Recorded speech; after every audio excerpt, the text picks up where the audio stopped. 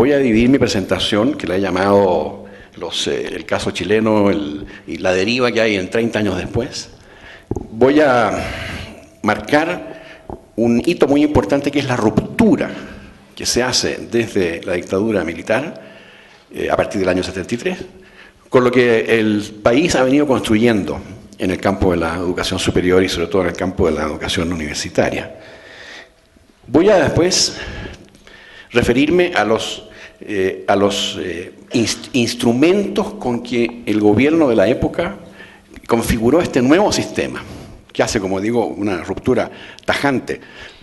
Voy a, en segundo lugar, tratar de ver qué pasó con este sistema, que el gobierno militar lo traspasó, lo legó al gobierno democrático que se instaló el año 90, bajo la forma de una ley orgánica constitucional. Entonces, todo lo que se hizo para implantar este nuevo sistema se constitucionalizó.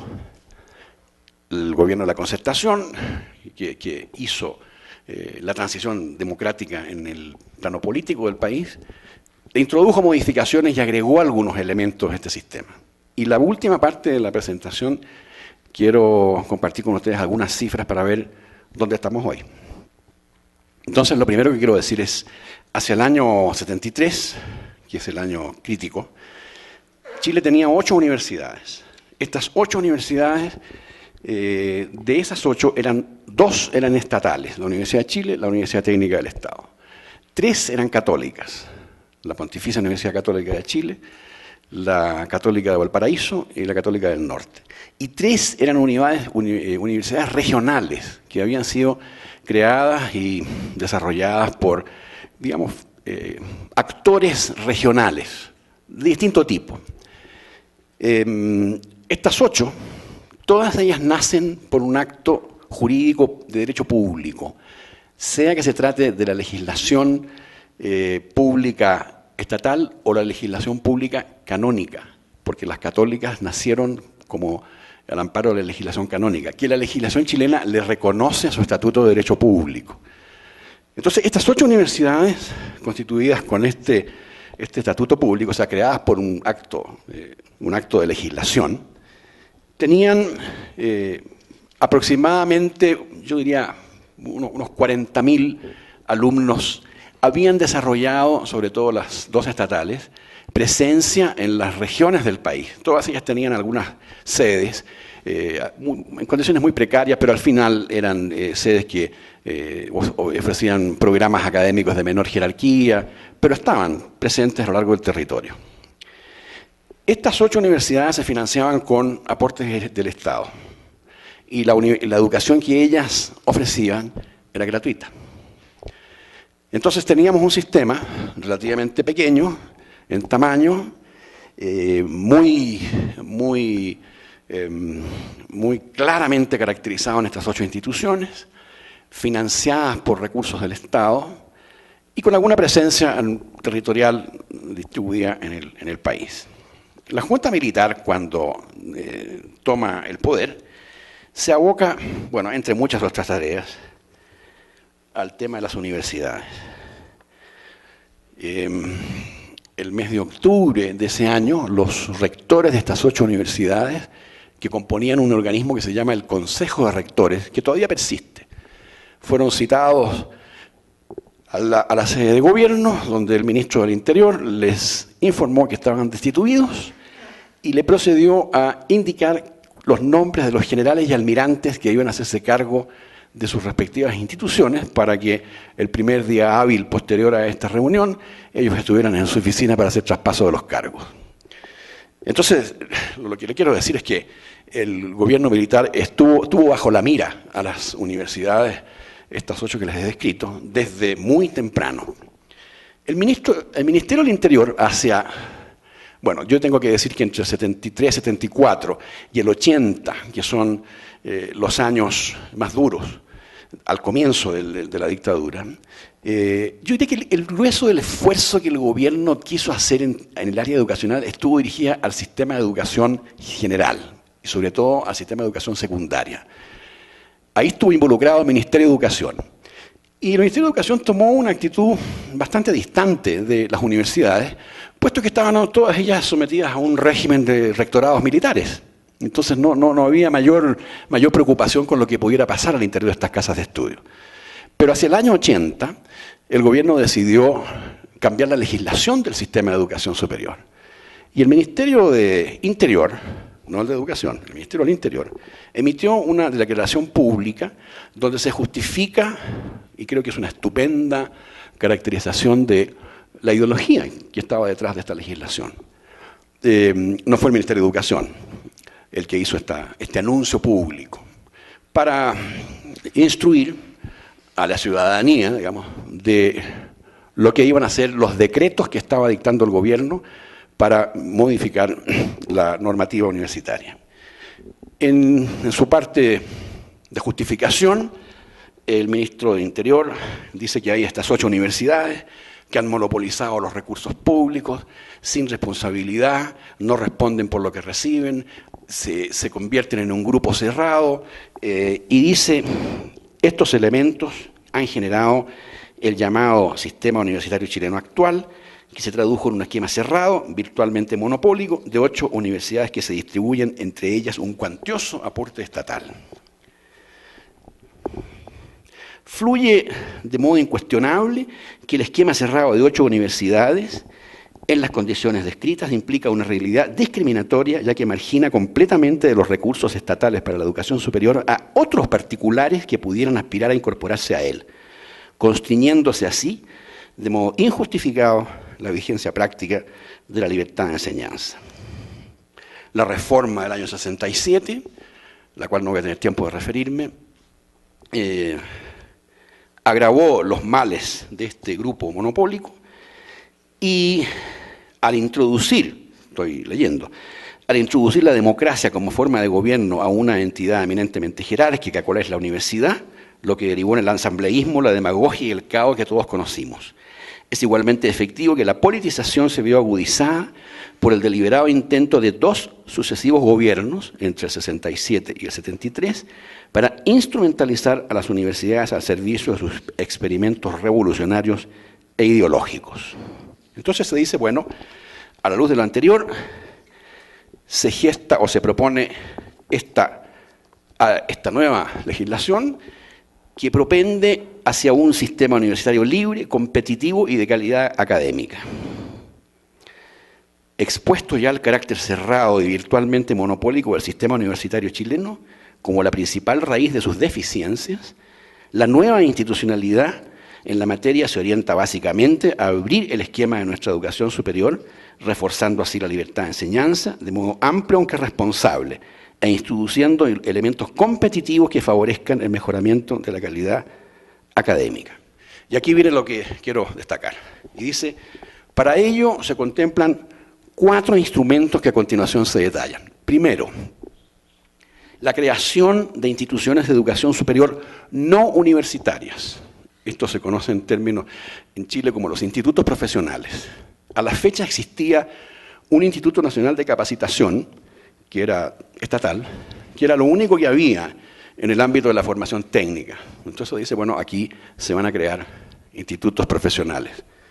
Hoy día existen, según el último conteo que se ha hecho, 44 institutos profesionales en el país.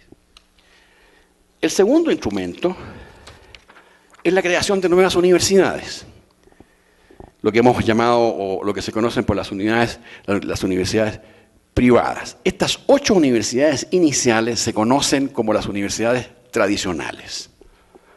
Entonces se dijo, bueno, va a haber universidades, se crearán universidades por particulares que quieran asociarse al proceso formativo, no tendrán fines de lucro.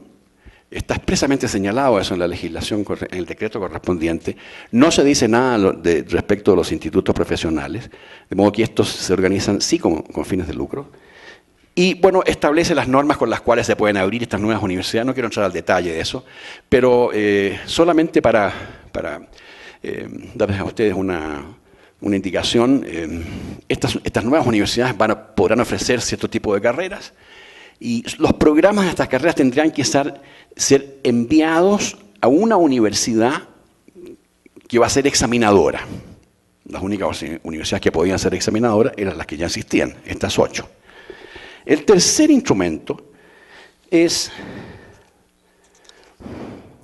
un nuevo sistema de financiamiento universitario.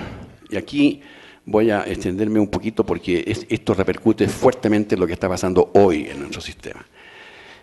Este sistema de aporte directo para financiar la prestación de servicios de las universidades tradicionales es reemplazado o es suplementado por un esquema en que hay un aporte fiscal de recursos fiscales directos, que son los fondos que las universidades recibían al año 80. Estos fondos se distribuyen entre las universidades en la misma proporción en que estaban distribuidos al año 80 y se seguirán distribuyendo en esa misma proporción. Este aporte tendrá una tasa decreciente, de modo tal que al año 1985 el régimen militar había reducido, y eso está en el decreto correspondiente, había reducido este aporte fiscal directo al 50%. Esto significó un zarpazo feroz a instituciones que en 5 años vieron reducidos a la mitad el aporte fiscal que las financiaba. Y dice el decreto, la reducción de este aporte fiscal directo permitirá construir un fondo que a partir del año 82 se distribuirá a las universidades asociado al número de alumnos que ellas logren matricular y que estén entre los 20.000 mejores puntajes de la prueba nacional de ingreso a las universidades. Entonces una universidad logra captar un número X de alumnos de alto potencial de rendimiento académico, recibe un subsidio por haber matriculado a uno de estos alumnos de excelencia. Y además las universidades recibirán recursos en forma de un crédito fiscal que será aplicado por las universidades para otorgar becas a sus alumnos. Y un cuarto elemento del sistema de financiamiento, las universidades cobrarán por proveer sus servicios de formación. En términos tales que la legislación aquí es un poco vaga, en términos tales que el monto de los aranceles que haya que pagar sea razonable, lo cual significa que debe tomarse en consideración no solo el costo de las carreras, el costo directo de las carreras, sino que la tasa de empleabilidad esperada que ellas tengan. Entonces se corrige de esa forma. Bueno, esos son los cuatro pilares de un sistema de financiamiento que en su diseño fundamental no ha variado. Se le han hecho ajustes y ustedes van a ver cuáles son los ajustes. Y el cuarto elemento, el cuarto instrumento de este nuevo sistema universitario fue lo que el ministro del Interior llamó la racionalización de las universidades. Y esta racionalización significó en concreto, es indispensable y urgente proceder a una reestructuración que racionalice nuestras actuales universidades, estas 8, particularmente las que en mayor medida se han visto afectadas por un crecimiento inorgánico y desmesurado. Entonces, el gobierno militar, en el primer instrumento que se refiere a las universidades, las define como entidades autónomas en lo administrativo, económico y financiero y académico. Pero en la práctica, el cuarto instrumento, este instrumento de racionalización, intervino de una manera brutal las universidades. Y en el caso de las 2 estatales, esto significó desmembrarlas de sus sedes regionales. De modo que hoy día nosotros tenemos en Chile 16 universidades estatales, 2 de las cuales corresponden a las originales, la Universidad de Chile y la Universidad Técnica del Estado, que hoy se llama Universidad de Santiago, pero despojadas de sus sedes regionales, que se han autonomizado como universidades regionales. Bueno, esto produjo al interior de la Universidad de Chile un proceso de jibarización enorme. Ustedes pueden imaginarse lo que eso significó en estas 2. La Católica leyó este mensaje de racionalización y se desprendió de 3 de las sedes que ella tenía, una en Concepción, otra en el Maule y otra en Temuco, y las convirtió en universidades autónomas independientes de ella.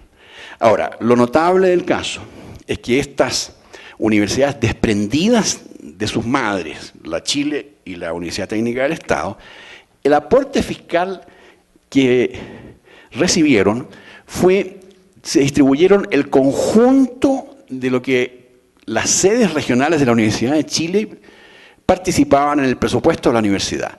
De modo tal de que lo que vino a llegar a estas universidades como recursos públicos fueron llamadas de una manera las universidades del 4%, porque este grupo de universidades que se llaman ahora derivadas tenían un aporte fiscal que más o menos bordeaba ese margen, y algunas mucho menos. Hay algunas que han recibido un 1.8% de su presupuesto como aporte fiscal directo. Este aporte que venía por los mejores estudiantes se llamó el aporte fiscal indirecto. Entonces, la deriva a este sistema, obligadamente, sumado al hecho de que se producía esta disminución programada del recurso fiscal al 50% en el periodo de 5 años hasta el 85, transmitía un mensaje clarísimo, indudable. Las universidades tienen que procurarse por sus medios los recursos para saldar la diferencia, entre otras, cobrando aranceles. Siempre que esos aranceles sean razonables. La razonabilidad, ustedes comprenden que ya sujeta a una interpretación completamente particularista.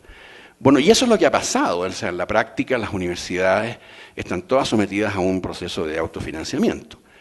Las universidades privadas que se crean, bueno, su financiamiento proviene básicamente del cobro de aranceles y de los alumnos de los mejores 20.000 que logren ellas captar hacia sus aulas. Esto es, en su origen era impensable, pero hoy día hay algunas universidades privadas que están logrando captar una pequeña franja de estos mejores alumnos y por lo tanto reciben un subsidio fiscal por la vía de esta especie de voucher que trae el alumno, digamos, ¿no es cierto?, pegado a él y que va a la universidad. Bueno, este sistema produjo evidentemente una expansión de la matrícula. Vamos a ver en las cifras que voy a presentar a continuar después algunos de los aspectos cuantitativos de dónde estamos hoy. Pero no puedo dejar de referirme al hecho de la pregunta, bueno, ¿qué hizo el gobierno democrático de la transición con este sistema? ¿Qué es lo que hizo con él? Y aquí hizo y no hizo. Hizo lo que pudo dentro de la restricción de una ley, porque todo esto estaba constitucionalizado en la forma de una ley orgánica de enseñanza, que incluía no solamente lo que les he descrito, sino que todo lo que se hizo en la transformación del sistema de educación general. Para la modificación de las leyes orgánicas constitucionales se requiere un quórum calificado de 7, me parece que son, 5/7 de los votos del Congreso para modificar una ley orgánica. O sea que esto prácticamente era haber dejado inscrito de una manera pétrea, una especie de mármol constitucional, todo lo que les he descrito. Se me va un punto que es muy importante, que es que en esa legislación, cuando se habla de las universidades, el gobierno expresamente en un decreto señala que queda prohibida la participación estudiantil o de los académicos corporativamente en todas las instancias de gobierno ejecutivas, representativas de cualquier tipo.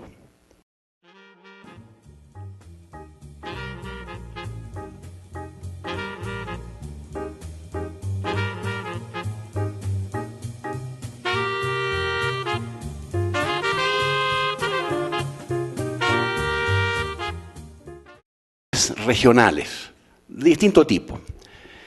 Estas 8, todas ellas nacen por un acto jurídico de derecho público, sea que se trate de la legislación pública estatal o la legislación pública canónica, porque las católicas nacieron como al amparo de la legislación canónica, que la legislación chilena le reconoce a su estatuto de derecho público. Entonces, estas 8 universidades constituidas con este estatuto público, o sea, creadas por que se instaló el año 90, bajo la forma de una ley orgánica constitucional. Entonces, todo lo que se hizo para implantar este nuevo sistema se constitucionalizó. El gobierno de la Concertación, que hizo la transición democrática en el plano político del país, introdujo modificaciones y agregó algunos elementos a este sistema. Y la última parte de la presentación quiero compartir con ustedes algunas cifras para ver dónde estamos hoy. Entonces, lo primero que quiero decir es, hacia el año 73, que es el año crítico, Chile tenía 8 universidades. Estas 8 universidades, de esas 8, 2 eran estatales, la Universidad de Chile, la Universidad Técnica del Estado. 3 eran católicas, la Pontificia Universidad Católica de Chile, la Católica de Valparaíso y la Católica del Norte.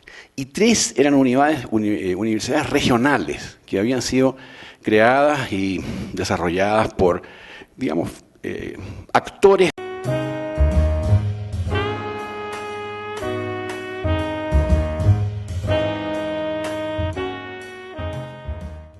Voy a dividir mi presentación, que la he llamado el caso chileno y la deriva que hay en 30 años después. Voy a marcar un hito muy importante que es la ruptura que se hace desde la dictadura militar a partir del año 73, con lo que el país ha venido construyendo en el campo de la educación superior y sobre todo en el campo de la educación universitaria. Voy a después referirme a los instrumentos con que el gobierno de la época configuró este nuevo sistema, que hace, como digo, una ruptura tajante. Voy a, en segundo lugar, tratar de ver qué pasó con este sistema, que el gobierno militar lo traspasó, lo legó al gobierno democrático